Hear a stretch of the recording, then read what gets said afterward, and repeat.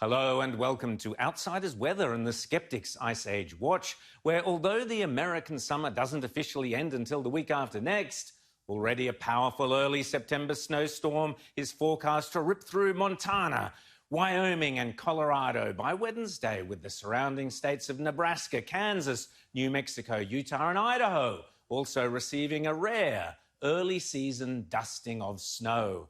According to the United States National Weather Service, over the next few days, northern Colorado will go from around 36 degrees Celsius right down to freezing by Tuesday, which is one hell of a drop in temperature and the sort of extreme drop, according to Electroverse, often associated with low sunspot activity or a grand solar minimum, such as we are experiencing now. Using the same data tool, NOAA cites, as well as the same 5-year time frame, Electroverse goes on to claim that temperatures in North America have declined at a rate of 2.03 degrees Celsius per decade between 2015 and 2019. This is a monster drop in temperatures and 29 times Earth's official average rate of increase since 1880.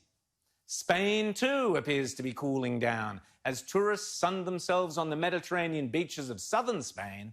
According to the local, in the north, summer had come to an abrupt end, with many people having to wrap up in heavy weather winter gear. A sudden cold snap left the Picos de Europa range buried under a blanket of white.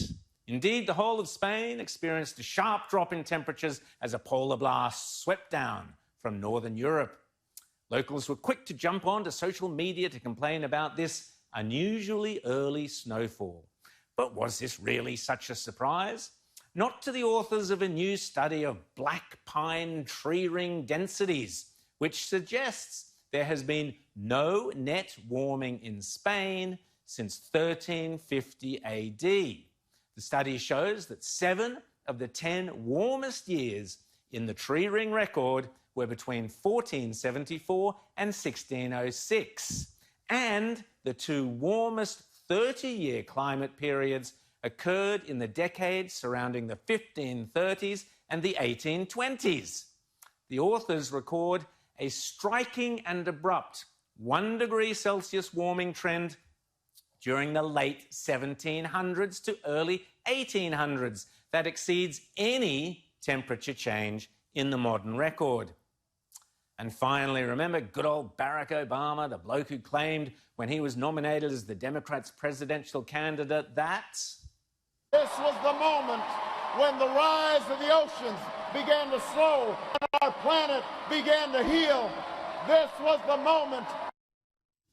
You bet it was. Well, he's a bit of a one-trick pony, old Bazza, particularly on the climate change fear-mongering alarmism.